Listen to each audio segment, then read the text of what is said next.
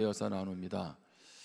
중국의 춘추 전국시대 제나라 제상이 관중이었습니다. 관중은 국가에 4가지 기강이 있는데 이것이 중요하다는 거죠. 그러면서 말하는 것이 예의 염치입니다. 한자로 예, 그다음에 의, 염치. 예는 행동이 절도에서 벗어나지 않는 것입니다. 의는 사상이 도덕적 표준에 부합하는 것입니다. 염은 자기의 결점이나 잘못을 감추지 않는 것입니다. 치는 스스로 창피함을 알아 부정한 일을 하지 않는 것입니다. 행동이 절도에서 벗어나지 않고 의 도덕적 표준에 부합하고 자기 결점을 감추지 않는 염, 스스로 창피함을 알아서 부정한 일을 하지 않는 치. 우리 사회를 들여다보면 부끄러움을 모르는 것 같습니다. 잘못이 드러나도 사과하지 않습니다. 책임지지 않습니다. 뻔뻔한 태도로 일관합니다. 기억나지 않는다고 회피합니다. 불리하면 오해라고 하거나 남탓만 합니다. 잘못을 인정하는 순간 손해를 입을 수 있기에 끝까지 버티기를 합니다. 모렴치 파렴치가 모두에게 옮아가고 있습니다. 사회 전체의 신뢰를 무너뜨리고 있는 것이죠. 예의 염치를 상실한 사회는 서서히 붕괴될 수밖에 없습니다. 여러분, 마이크로소프트 창업주인 빌 게이츠를 잘 아시죠? 그가 얼마 전에 한국을 다녀가면서 그의 인생 철학을 이야기했습니다.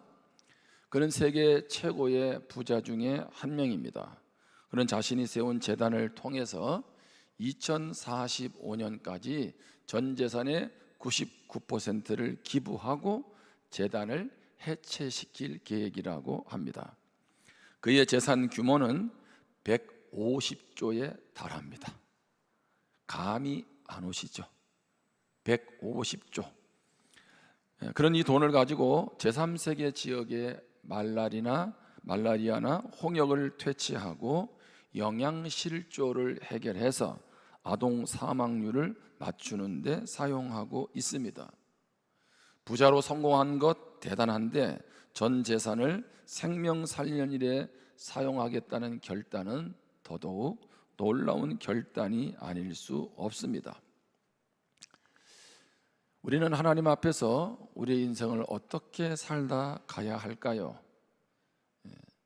예의 염치를 얘기한 전자의 이야기처럼 부끄러움도 모르고 살아가야 되겠습니까? 아니면 생명을 살리는 일에 쓰임 받기를 원하십니까? 여러분, 요즘에 우리가 이제 큐티를 스바냐서를 하고 있죠. 이 스바냐 큐티 내용은요, 이 당시 시대적 상황을 보면 북이스라엘은 이미 아수르에 망했습니다. 그리고 이 스바냐 시대의 남유다의 왕은 요시야 왕입니다. 그리고 얼마 지나지 않아서 남유다도 바벨론에 멸망하게 됩니다. 그러면서 몸부림치면서 종교개혁을 요시야 왕이 단행을 하지요. 그럼에도 한 번 기운 영적인 추가 살아날 기미를 보이지 않습니다. 제가 이 스바냐 말씀을 묵상하다가 확 눈에 들어온 내용이 있었어요. 그게 바로 스바냐 2장 1절입니다.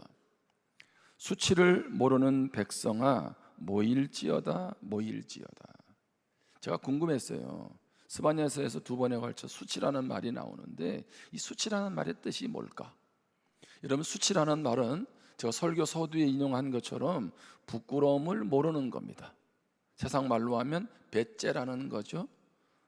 얼굴에 철면피를, 그렇죠? 말하자면 그런 모습으로 나아가고 있는 모습이잖아요.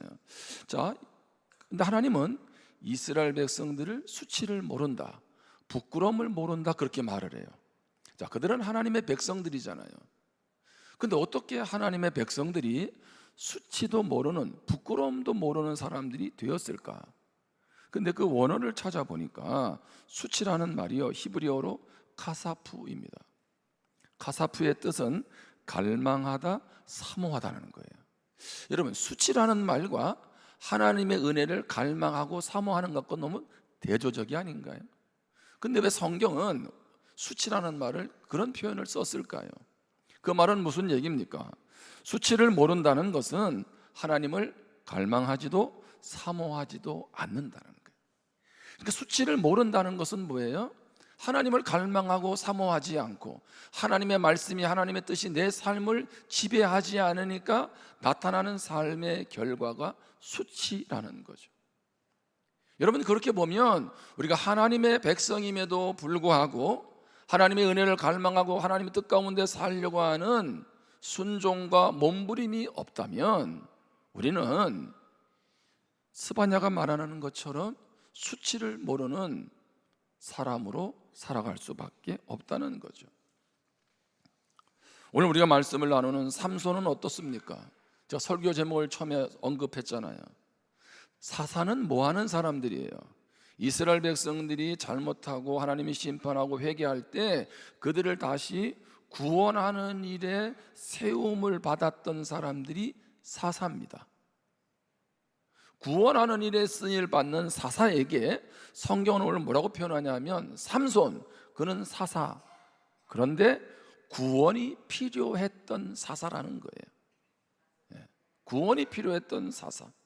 다시 말하면 블레셋으로부터 민족을 구원하는 사사로 쓰임 받지만 누구보다도 하나님의 손길이, 하나님의 은혜가 필요했던 사사라는 거죠. 삼손이 사사로 세움받던 시기는 죄악으로 얼룩져 있었습니다. 사사기 13장 1절입니다. 이스라엘 자손이 다시 여호와의 목전에 악을 행하였으므로 여호와께서 그들을 40년 블레셋 사람의 손에 넘겨주시니라. 사사시대에 반복되는 멘트가 하나가 뭐예요? 다시라는 게 뭐예요? 하나님의 은혜를 경험하고 나서 믿음으로 살아야 되는데 또다시 하나님 앞에서 악을 행했다는 것입니다. 자, 그런데 하나님이 이들이 악을 행하니까 블레셋 사람에다가 40년 동안 통치를 받게 한다는 거예요. 제가 예전에는 이 말씀을 그냥 그렇게 건너먹었는데 40년이라는 세월이 이게 눈에 들어오는 거예요. 한번 생각을 해보세요. 이스라엘 백성들이 광야에서 몇 년 동안? 40년 동안. 그래서 이스라엘 백성들에게 있어서 광야에서 베푸르신 하나님의 은혜가 얼마나 큰 감격이었고, 역사를 되짚을 때마다 매번 등장하는 것이 광야에서 지켜주신 하나님이잖아요. 그런데 광야 생활 못지않게 늘 그들 옆에서 붙어서 이스라엘을 괴롭혔던 블레셋에게 40년 동안 지금 압박을 당하고 있는 겁니다. 고통의 정도가 어느 정도였을까요? 하나님은 이스라엘 그래도 사랑하셔서 블레셋을 통해서 그들로 하여금 고통을 당하게 하십니다. 이걸 뭐라 그러나요? 징계라고 말하죠. 우리 잘 아는 것처럼 징계는 하나님의 또 다른 사랑의 표현입니다. 자, 하나님이 우리에게 징계하신다는 건 무엇입니까? 아직 기회가 있으니 돌아오라는 거예요. 여러분이 어떤 고난이, 물론 내가 잘못하지 않고도 찾아오지만 죄로 인한 고난 가운데 있다면 하나님의 요구에 응하시기를 축복합니다. 아직 기회가 있으니 돌아오라는 거죠. 자, 그런데 징계를 넘어서면 뭐예요? 징계하지 않으면, 하나님이 사랑하지 않으면 그냥 한 번에 끝내면 됩니다. 근데 하나님은 이렇게 40년 동안 블레셋을 통해서 어떻게 하세요? 너희들이 얼마나 지금 죄악에 쩔어 있는지를 보게 하시는 거죠. 그러면서도 징계하며 돌아오기를 원하시는 겁니다. 사사기는 삼손의 이야기를 할 때 그의 출생에 대한 이야기를 곁들입니다. 사사기 13장 2절입니다. 소라 땅의 단 지파의 가족 중에 마노아라 이름하는 자가 있더라. 그의 아내가 임신하지 못함으로 출산하지 못하더니. 자, 끝나고 나면 복수 게임 하겠습니다. 아동부처럼. 예. 자, 삼손은 어느 지파 사람이에요? 단 지파. 예. 자, 삼손의 아버지는 누구입니까? 마노아. 자, 삼손의 어머니의 이름은 뭡니까? 몰라요. 성경에 없으니까. 예. 순간 당황하셨죠. 자, 근데 마노아라는 그 사람이 있는데 그 아내가 임신하지 못하고 출산하지 못했다라고 표현합니다. 여러분, 성경에서 아이를 못 낳는 경우는요, 뭔가 그 시대적 상황과 맞물려 있어요. 그리고 하나님의 뜻이 있죠. 아브라함에게도 하나님은 아들 자손 약속하고 25년 동안 기다리게 하시잖아요. 뿐만 아니죠. 우리가 잘 아는 그 사무엘 시대, 다음 주가 이제 사무엘 말씀을 갈 텐데, 사무엘이 태어날 때 한나가 아이를 낳지 못하다가 기도하는 가운데 사무엘을 얻게 되잖아요. 자, 그런데 오늘 말씀에 보면 사사 시대인 이 삼손이 태어나기 전에 마노아 가정에는 무엇이 없었어요? 자녀가 없었어요. 뭘 말하고 있나요? 아이를 못 낳는다는 것은 여성에게 있어서 불임이잖아요. 불임. 그러니까 하나님은 이 시대가 바로 영적 불임의 시대다라고 말하고 있는 거죠. 불임이라는 건 무엇입니까? 왜 이스라엘은 영적으로 불임 시대가 되었습니까? 마치 마노아의 가정처럼 영적으로 온갖 죄악에 물들어서 생명력을 상실한 하나님의 백성들의 모습을 그렇게 보여주고 있는 것입니다. 여러분, 사사시대에, 사사기에 사사들이 등장할 때마다 반복되는 멘트가 있습니다. 그 중에 하나가 뭐냐면 그들이 하나님께 회개하면서, 자, 우리 잘못했으니까 용서해 주세요. 이방 민족들로부터 고통당할 때. 그런데 오늘 말씀을 잘 보시면 삼손이 사사로 쓰임 받을 때는요, 백성들이 하나님 앞에 회개했다는 내용이 없어요. 하나님, 우리 블레셋에게 지금 40년 동안 고통당하고 있으니까 우리 좀 구원해 주세요라는 표현이 없어요. 이것은 뭐를 의미하고 있는 겁니까? 이스라엘 백성들이 얼마나 영적으로 그들의 삶이 패역한지, 강팍한지를 지금 보여주고 있는 거예요. 그냥 기도하지 않았다는 문제가 아닙니다. 당연히 그러면 고통에서 해방되기 위해서라도 기도해야 되는데 그런 표현이 없어요. 그만큼 영적으로 무디어져 있는 거죠. 메말라 있는 겁니다. 세상에 쩔어 있는 것입니다. 하나님은 이런 상황 가운데 마노아의 가정에 태문을 여셔서 삼손을 허락하시는 거죠. 오늘 이 아침에 영적 불임의 상태에 있는 우리에게 태문을 열어주시기를 축복합니다. 그렇다고 연세 드신 분으로 하여금 출산하라는 얘기는 아닙니다. 우리는 영적 불임에서 벗어나야 돼요. 하나님은 한량없는 은혜로 여전히 이스라엘 민족에게, 우리에게 다가오고 계시는 것이죠. 저는 오늘 이 말씀을 통해서 두 가지를 나누는데, 첫 번째는 신앙의 정체성, 신앙 정체성을 잃지 말라는 겁니다. 다른 말로 하면 내가 누구인지를 알아야 된다는 거죠. 제가 요즘 수요일마다 계속 이제 나는 누구인가에 대해서 나누고 있는데, 내가 누구인지를 알 때 어떻게 살아야 될까라고 하는 삶의 목적, 삶의 태도들이 결정이 됩니다. 우리는 많은 신분을 가지고 있지만 가장 우리에게 축복된 것은 무엇입니까? 예수 믿고 하나님의 자녀가 된 줄 믿습니다. 자, 하나님의 자녀가 되면 하나님 아버지가 어떤 분이십니까? 그러면 그분의 은혜와 그분의 풍성함을 누리고 살아가는 게 복이 있는 것 아니겠어요? 그런데 여전히 예수 믿기 전에 사단의 종로로 타듯 옛 습관을 따라서 살아간다면 얼마나 어리석은 일이겠습니까? 한 번씩 인용하는 왕자와 거지 이야기 여러분 잘 아시잖아요. 그렇죠? 거지가 왕자가 되고 나서 왕궁으로 들어옵니다. 그런데 잠을 자러 어디로 갑니까? 다리 밑으로 갑니다. 아니, 그 좋은 지금 왕궁에 자기 잠자리가 있는데 뭐하러 저 다리 밑으로 갑니까? 신분은 분명히 뭐가 됐어요? 왕자가 됐는데 여전히 나는 뭐예요? 거지로서의 삶이 몸에 배어 있는 거죠. 여러분, 오늘 그리스도의 삶도 이와 같지 않느냐는 거예요. 변화된 하나님의 자녀, 여러분, 그런 면에서 그리스도인들은요 모두가 가져야 될 병이 있습니다. 그게 바로 왕자병, 공주병입니다.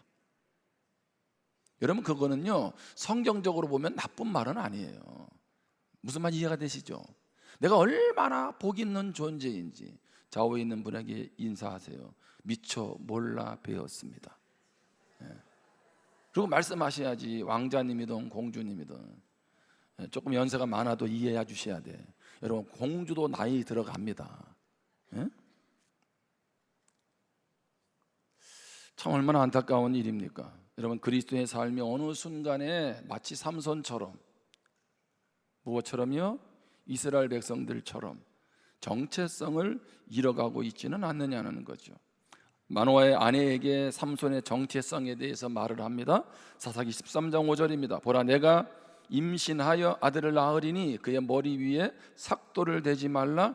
이 아이는 태에서 나옴으로부터 하나님께 바쳐진 나실인이 됨이라. 그가 블레셋 사람의 손에서 이스라엘을 구원하기 시작하리라 하시니. 하나님은 삼손이 태어나면 머리에다가 삭도를 대지 말라는 거죠. 왜?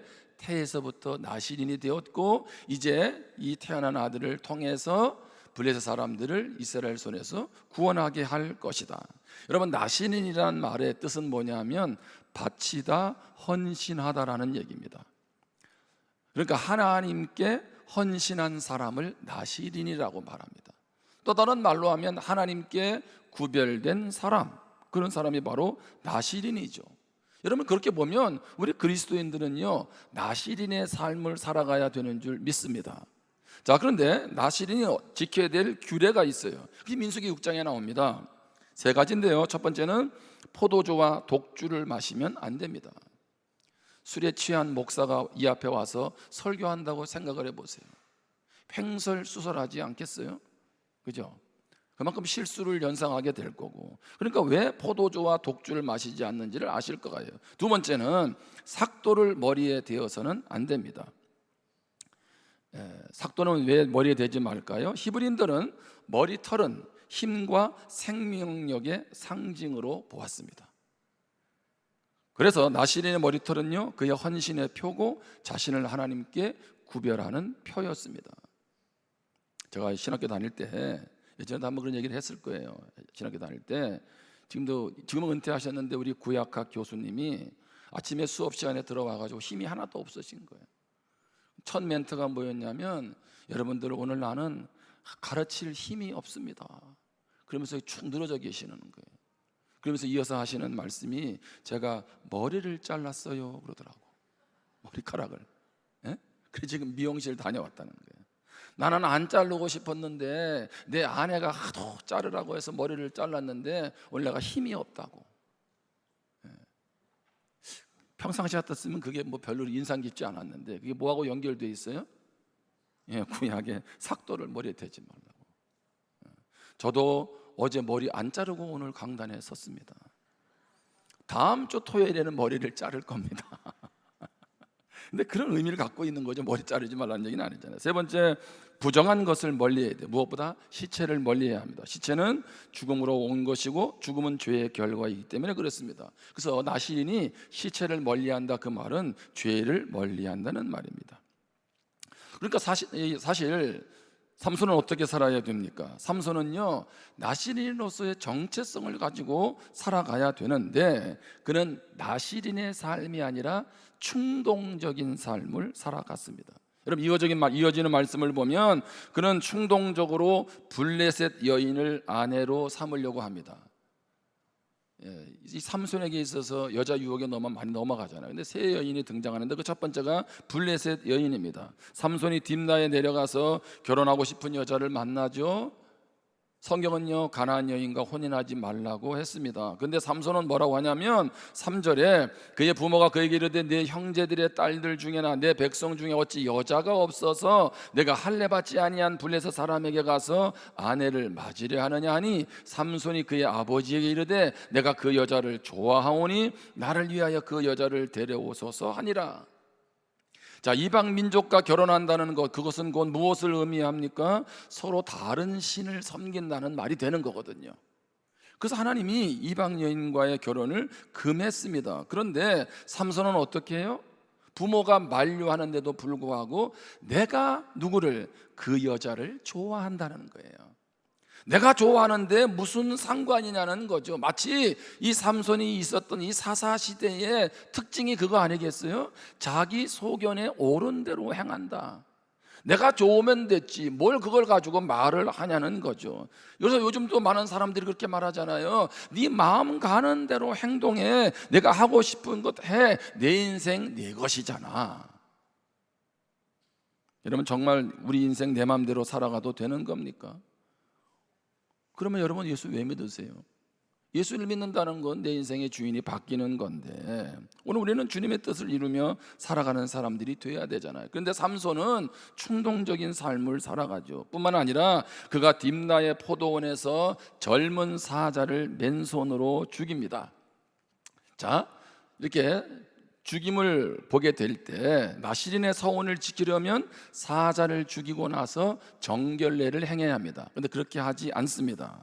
사사기 14장 9절입니다. 손으로 그 꿀을 떠서 걸어가며 먹고 그의 부모에게 이르러 그들에게 그것을 들여서 먹게 하였으나 그 꿀을 사자의 몸에서 떠왔다고는 알리지 아니하였더라. 사자를 죽이고 나서 어느 날 다시 그 길을 지나가다가 죽은 사자에게서 꿀이 흘러나오는 것을 보고 충동적으로 먹게 되죠. 자, 시체를 어떻게 돼요? 만지는 거죠. 부정해진 거예요. 뿐만 아니라 그 시체에서 취한 꿀을 가지고 부모에게 어디서 취했다는 말도 하지 않고 부모를 먹게 하면서 부모님들도 부정하게 만듭니다. 마치 반항으로 일관하며 하나님이 아닌 다른 것들을 욕망했던 사람들의 축소판이라고 할 수 있습니다. 삼손은 나신으로서 특별한 정체성을 의식하지 않고 자기 마음대로 살아가고 행동합니다. 다른 사사들은 그렇지 않았어요. 그래도 나름대로 하나님 앞에서 신실하게 살려고 애쓰며 순종했는데 삼손은 사사라고 태에서부터 나시린으로 구별됨에도 불구하고 하나님을 두려워하지 않아요. 여러분, 하나님 두려워하지 않으면 그때부터 나타나는 게 뭡니까? 예의 염치가 사라지는 거예요. 내가 뭐를 잘못했는데도 끝까지 오리발을 내미는 겁니다. 얼굴 표정조차 바뀌지 않는 겁니다. 그럼에도 불구하고 삼손을 쓰시는 그 하나님의 사랑을 우리는 기억해야 합니다. 오늘 이 아침에 내가 그리스도 안에서 어떤 존재인지를 다시 한번 깨닫기를 주님의 이름으로 축원합니다. 또 한 가지 기억할 것은 힘보다 힘의 근원 되신 하나님을 의지하라는 겁니다. 지난주 우리가 기도원을 통해서 하나님의 그 힘에 대해서 거듭거듭 힘주심에 대해서 나누었는데, 여러분, 힘이 주어지면 될까요? 그러면 모든 것이 인생에 문제가 없을까요? 그것에 문제가 있다고 지금 폰에서 연락이 오잖아. 그렇죠? 이건 주의 환기를 시키는 거예요. 이 부분을 잘 짚으라는 거예요. 자, 보세요. 삼손 사자 죽일 때 사사기 14장 6절입니다. 여호와의 영이 누구에게? 삼손에게 강하게 임하니 그가 손에 아무것도 없이 그 사자를 염소 새끼를 찢는 것 같이 찢었으나 그는 자기가 행한 일을 부모에게 알리지 아니하였더라. 자, 사자 죽일 때에 어떻게 합니까? 젊은 사자 죽일 때에 그 힘으로 젊은 사자 죽였어요? 늙은 사자가 아니에요. 어린 사자도 아니고. 성경은 뭐라고 말하고 있어요? 젊은 사자. 근데 그 사자가 어떤 사자냐면, 어떻게 삼손이 그거를 이기게 되나요? 여호와의 영, 성령이 삼손에게 힘을 주셨다는 거죠. 자, 아스글론의 블레셋 사람을 죽일 때를 보겠습니다. 사사기 14장 19절에 보면 여호와의 영이 삼손에게 갑자기 임하시며 삼손이 아스글론에 내려가서 블레셋에 내려가서 그곳 사람 30명을 쳐 죽이고 노략하여 수수께끼 푼 자들에게 옷을 주고 심히 노하여 그의 아버지의 집으로 올라갔고, 블레셋 사람 30명을 죽일 때도 무엇이 임했어요? 여호와의 영, 성령의 힘이 임하죠. 자, 삼손이 레위에 이릅니다. 사사기 15장 14절입니다. 삼손이 레위에 이름에 블레셋 사람들이 그에게로 마주 나가며 소리 지를 때 여호와의 영이, 성령이 삼손에게 갑자기 임하심에 그의 팔 위에 밧줄이 불탄 쌈과 같이 그의 결박되었던 손에서 떨어진지라. 성령이 임하니까 그를 묶고 있던 그 끈들이 다 끊어질 것뿐만 아니라 이어서 보면 나귀 턱뼈로 가지고 블레셋 사람들을 1000명을 죽입니다. 무엇을 가지고? 나귀 턱뼈. 아니, 삼손이 무슨 군사 훈련 받았나요? 예? 칼도 아닌 나귀 턱뼈로, 여러분 생각해 보세요. 여러분 인간적으로 나귀 턱뼈로 1000명 죽일 수 있다 없다? 싸워서 이길 수 있다 없다? 없어요. 이거 불가능한 얘기예요. 근데 어떻게 젊은 사자를 죽이는 것도, 30명을 그렇게 무너뜨리는 것도, 나귀 턱뼈로 1000명을 죽이는 것도 다 무엇과 연결되어 있어요? 여호와의 영이 임했다는 거죠. 여러분, 여기 너무 죽인다는 것에 대해서 너무 또 민감하게 보지 마세요. 예수 믿으면 사람 죽여도 됩니까? 그런 말이 아니잖아요. 하나님이 대적들을 지금 무너뜨리고 있는 것들을 지금 보여주고 있는 거죠. 참 놀라운 것은 그렇게 부족하고 부끄러움이 많은 삼손임에도 불구하고 하나님은 악을 쓰시듯 그 삼손을 쓰고 계세요. 매번 성령이 힘을 주셔서 사역을 감당하게 하죠. 그런데 결국 세 번째 여인 들릴라, 여러분 잘 아는 들킬까? 네, 이 들릴라의 게임에 넘어가서 머리털을 자르게 되고 힘을 쓸 수 없게 됩니다.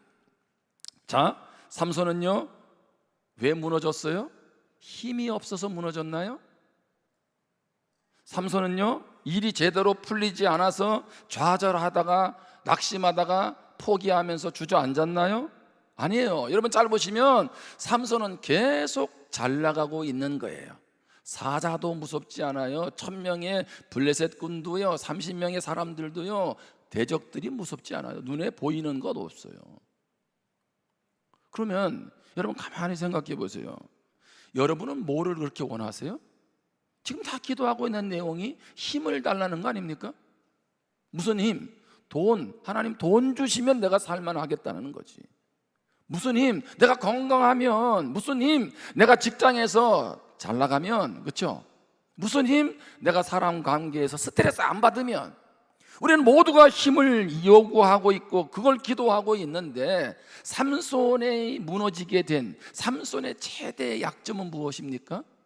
우리가 원하는 힘이었다는 거예요. 힘. 무엇을 말하고 있습니까? 잘 나갈수록, 하나님이 힘 줄수록 영적 긴장감을 놓쳐서는 안 된다는 거죠.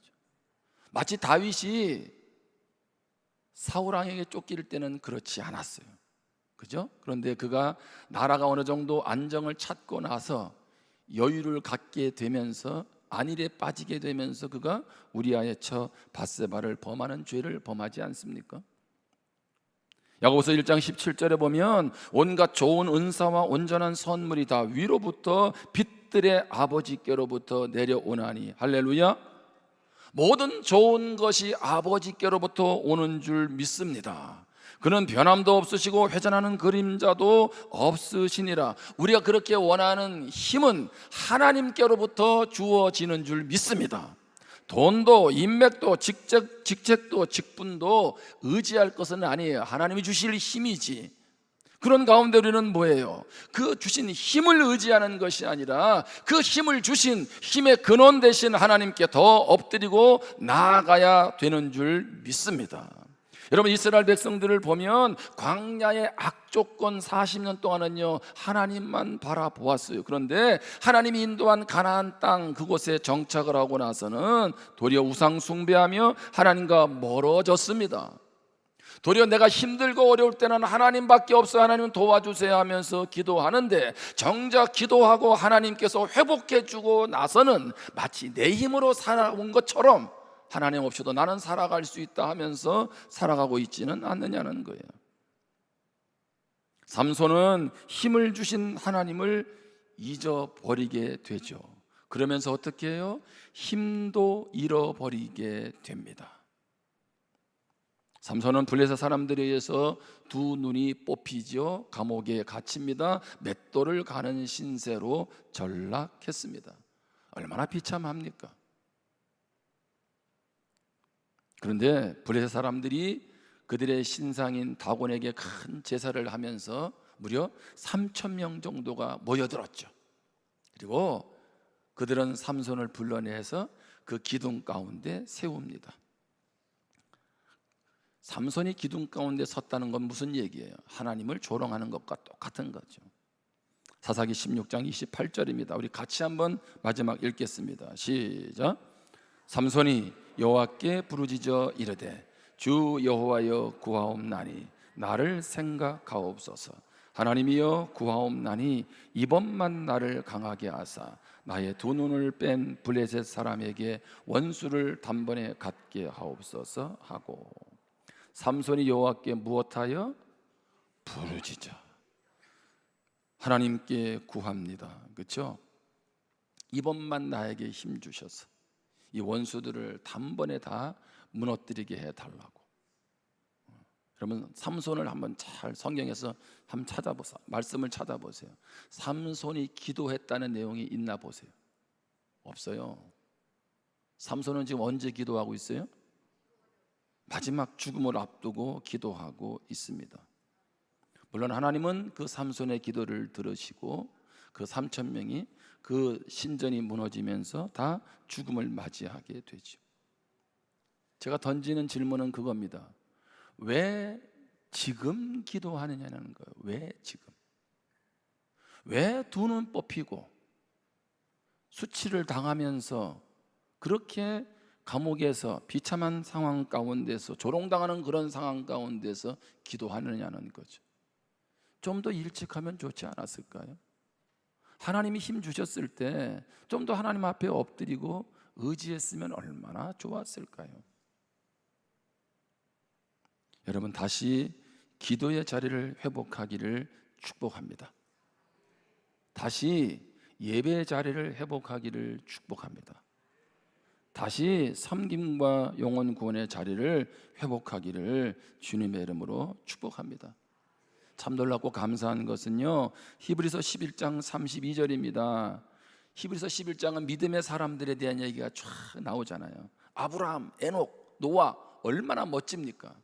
그런데 이 말씀도 있어요. 내가 무슨 말을 더하리요? 기드온, 바락, 누구?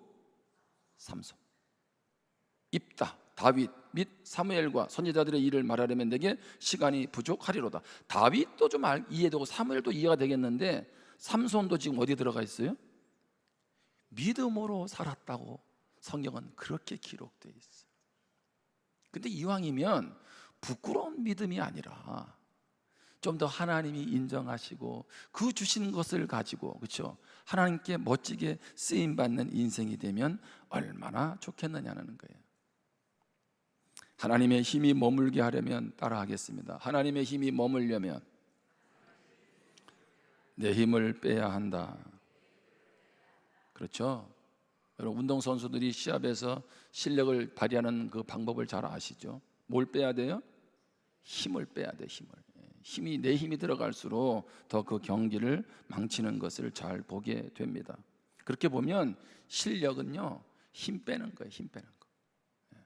믿음이 성숙하다는 건 뭐예요? 내 힘 빼고 주님 의지하는 것인 줄 믿습니다.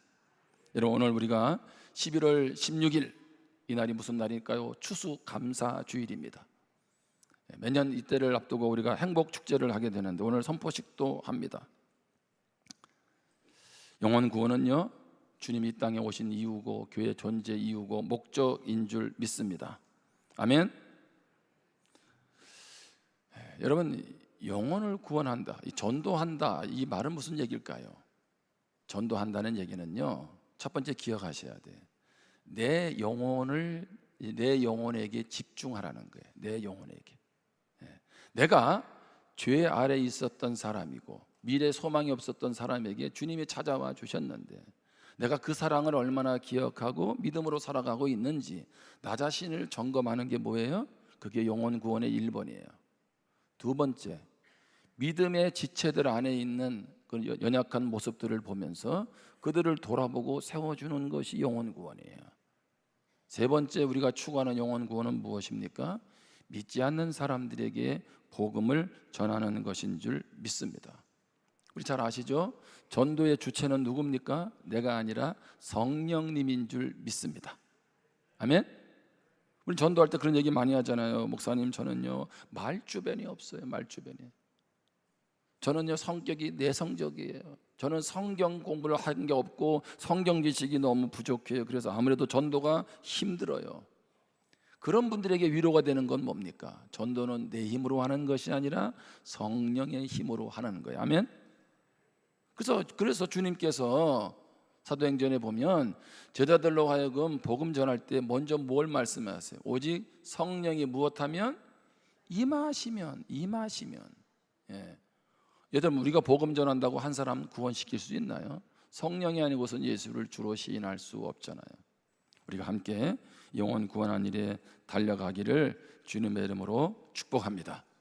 오늘 삼손의 모습을 통해서 나의 그리스도인으로 정체성을 다시 한번 확인하고, 그리고 오늘 하나님이 주신 힘들을 통해서 무너지는 인생이 아니라 내 힘 빼고 더 힘의 근원 대신 하나님을 의지하기로 결단하는 우리가 모두가 되기를 주님의 이름으로 축복합니다. 기도하겠습니다. 우리 주신 말씀을 가지고 한번 결단하면서 기도하겠습니다. 오늘도 나의 삶의 모습을 한번 돌아보면서 내가 하나님의 자녀가 된 것은요, 하나님이 하나님의 크기로 나에게 다가오셨다는 거거든요. 그렇죠? 그렇다면 우리는 그 하나님을 힘입고 어떠한 삶의 자리에서도 능히 이겨낼 수 있고 힘있게 살아갈 수가 있잖아요. 오늘 내가 어떤 존재인지를 다시 한번 깨닫기를 원합니다. 뿐만 아니라 하나님의 자녀에게 주신 많은 특권과 은혜들을 죄 짓는 일에, 하나님과 멀어지는 일에 사용하지 말고 또 하나님 뜻 가운데 믿음으로 달려가는, 그리고 하나님에 더 엎드리는 내가 되기를 원합니다. 이런 마음으로 기도하겠습니다.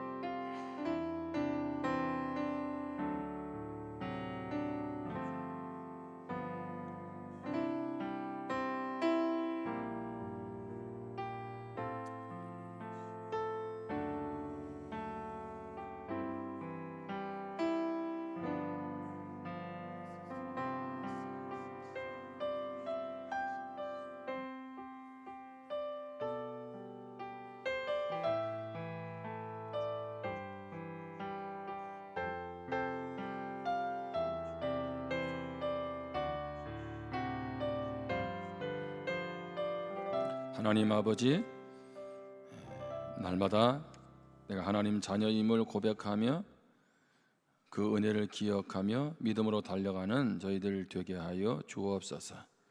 날마다 하나님의 은혜를 힘입되 그 하나님의 은혜를 힘입고 하나님과 가까워질지언정 하나님과 멀어지는 저희들 되지 않도록 깨어있게 도와 주옵소서. 예수님의 이름으로 기도합니다. 아멘.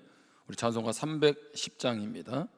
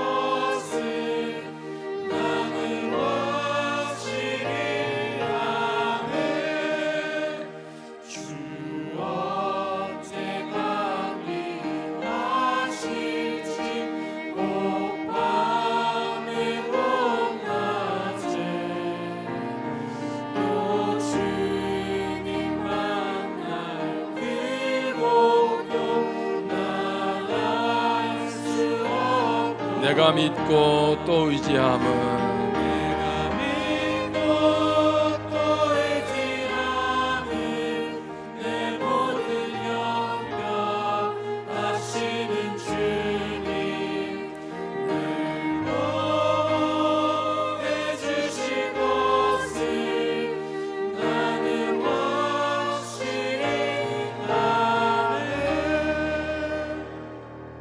아멘.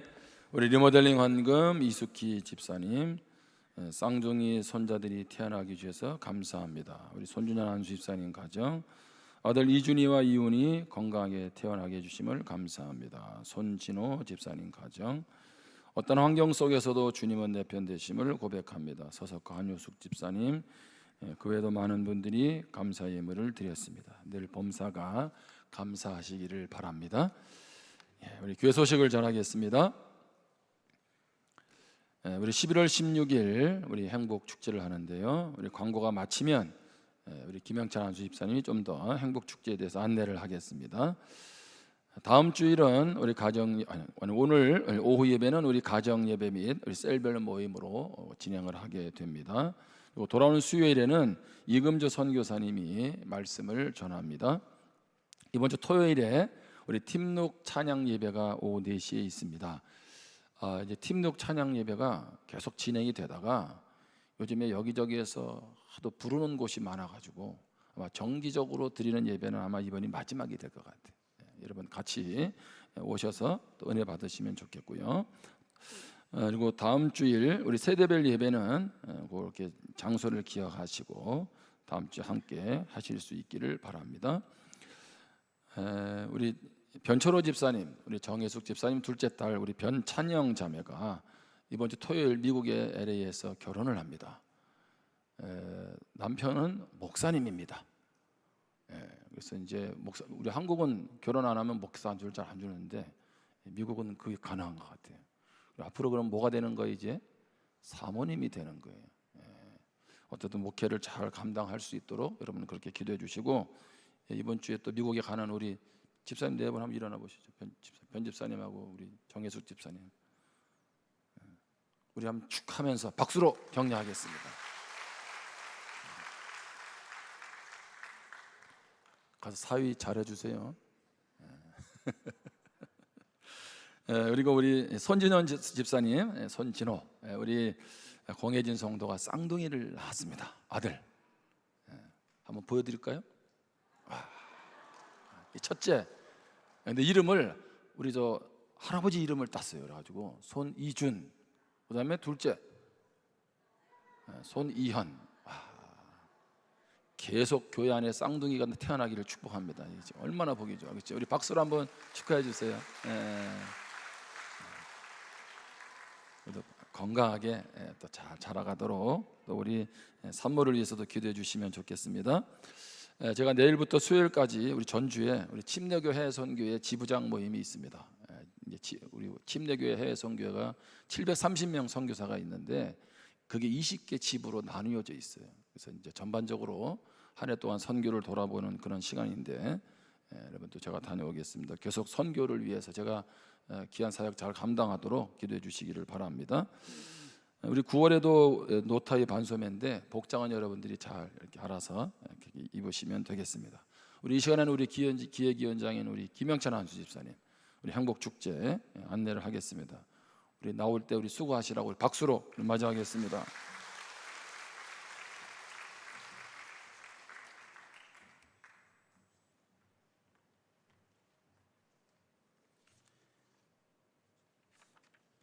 안녕하십니까. 기획이 김영찬입니다. 날씨가 많이 서늘해졌습니다. 한동안 올여름도 참 많이 더웠습니다. 그런데 또 하나님께서 은혜를 주셔서 어김없이 또 서늘한 날씨를 허락해 주심에 감사드립니다. 우리 성도님들의 삶 중에도 혹시 다사다난했던 분들이 계시면은 또 하나님께서 주실 그 소망과 은혜 앞에 기대하며 그렇게 하나님께 나아가시길 바랍니다.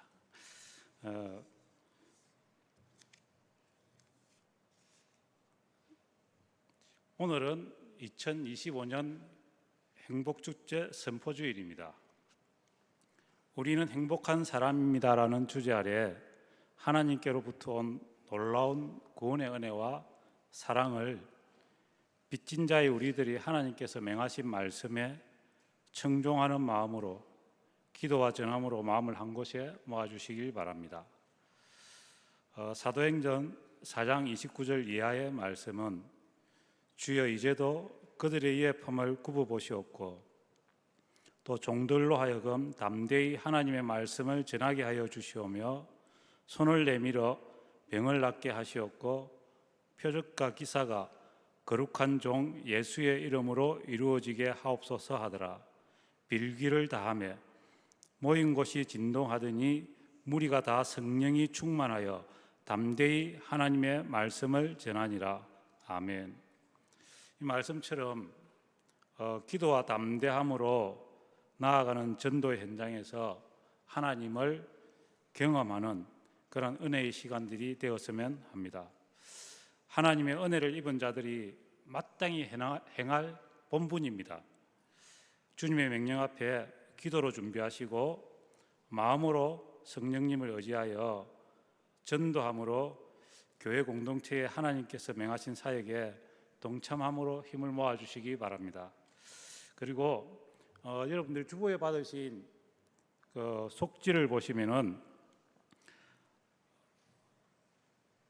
크게 네 가지 중요한, 우리가 행복축제 하기 전에 네 가지 중요한 일이 있습니다. 첫 번째가 태신자 작정 기간 9월 28일까지 여기까지는 태신자들 갖다가 찾아서 그 다음에 작정해서 그 명단을 갖다가 우리 성도님들은 각 셀 목자님들한테 제출해 주시기 바랍니다. 그리고 10월 12일부터 11월 2일까지는 태신자 승김 기간입니다. 이때는 각 셀 목자님들께서 좀 수고를 더해 주셔서 지체들한테 연락하셔가지고 태신자들의 해낭, 승기는 해낭을 갖다가